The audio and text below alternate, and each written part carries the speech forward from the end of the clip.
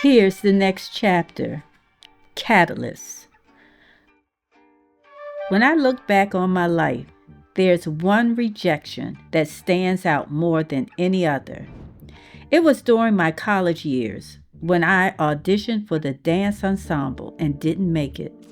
Even though I had danced since I was little and continued through high school, my technique was nowhere near the level of the other dancers auditioning. I never once thought that I wouldn't make it.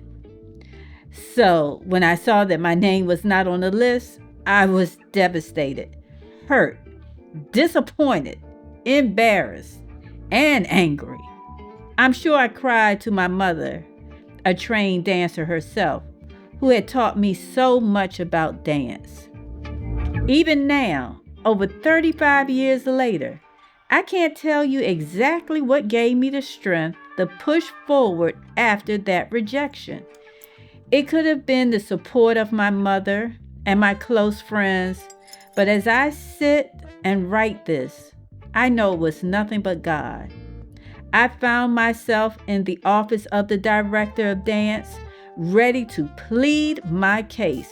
It was the spring semester of my freshman year in 1984 at Morgan State University, and there I was in the dark basement of Hertz Gym, sitting in front of the director of dance with a boldness I never knew I had. Generally, I would have left it well enough alone, but this time was different. Looking back, I realized this wasn't about being a spoiled child demanding to be given what they wanted. I felt a deep calling to be a part of the dance ensemble, even though I lacked the technique. Now, I understand that it was all part of God's plan. This experience has become my go-to example whenever I feel like I can't do something. I remind myself that I can, because I wasn't afraid to speak my truth to the director of dance. That was the first time I truly pushed past my fear, and I realized that this wasn't just about dance. It was about God's timing and His purpose for my life. After speaking with the director of dance, she informed me that I could come out to the next audition. I did the best I could, but this time my eyes were open. I could see the comparison of my dance skills to those around me. These dancers had technique that I simply didn't have. I had danced for years, but my body had never been conditioned, let alone mastered the other dance technique that these dancers displayed. But this time, I made the team. It wasn't because of my technique, but because I had gotten past myself and spoken to the director of dance. Maybe that allowed her to see past my lack of technique. This experience was bigger than me. By going to talk to the director of dance, I had a new sense of self. I was already a different person than the one who had walked in the first time. I probably didn't dance any better, but I remember the brightness of the gym floor, the light shining through the windows, casting shadows on the bodies moving through the room. The light was God, blocking out the impossible and shining light on what was possible.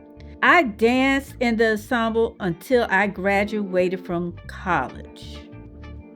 This was a learning opportunity. I missed out on plenty of good times with friends because of dance practice, but it was worth it. I was talking to a friend recently about missing out on things because I was always in dance practice. And she said, "You were right where you needed to be." I thank God for the outlet of dance. College is great, but it comes with a lot of pain and suffering because of choices we make with our young adult minds. I had the opportunity to have my family come see me dance, my crew come out too. They were good friends because as much as I enjoyed being in the dance ensemble, it wasn't the most exciting activity on campus. I developed some beautiful relationships in the ensemble, and meeting the director of dance was a blessing. Through her, I was able to take dance classes with the Dance Theater of Harlem and Alvin Ailey. I even met and spoke with Judith Jamison. By the time my senior year rolled around, I received one of the highest honors, Dancer of the Year. I had put in the time and shown dedication to the ensemble since I started. Maybe I was deserving of it. Maybe I wasn't the best dancer, but I was dedicated. Did I need a disciplinarian like the director of dance who wouldn't allow anyone in the ensemble to give less than their all? Probably. I had never had someone so hard on me than the director of dance, who gave critiques instead of cheers. And that's what I needed. I was disciplined before I got to college, but having a full-time disciplinarian was something different. God wanted to see how I would respond when things weren't given to me easily. I was required to step outside of my comfort zone to grow, develop, and most importantly, get out of my own way. By doing this, I was honored with the greatest award. Thank you, God, for revealing this to me as a reminder that when I take the first step, you reward me for hearing and obeying your word. What is your response when the world doesn't give you what you want? What is your response to God when you don't get the desires of your heart?